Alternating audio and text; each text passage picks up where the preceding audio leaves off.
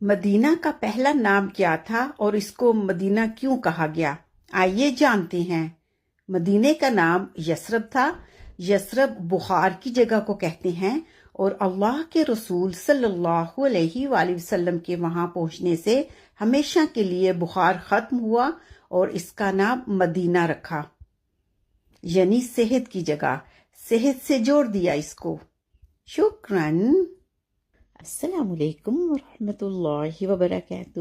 سوال: گوروں کو نظر کیوں نہیں لگتی جبکہ مسلمانوں کو نظر لگتی ہے؟ آئیے جانتے ہیں۔ وہ اس لیے کہ گورے جو کہ کافر ہیں شیطان کے ساتھی ہیں۔ شیطان اپنے ساتھیوں کو نظر نہیں لگاتا، وہ صرف اور صرف نظر لگاتا ہے رحمان کے بندوں کو۔ شکراً۔ السلام علیکم ورحمۃ اللہ وبرکاتہ۔ سوال: جسم کی طہارت پانی ہے اور روح کی طہارت کیا ہے؟ آئیے جانتے ہیں۔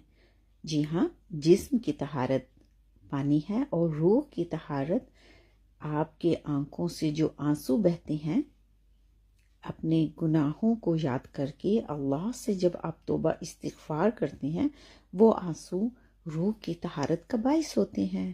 شکراً۔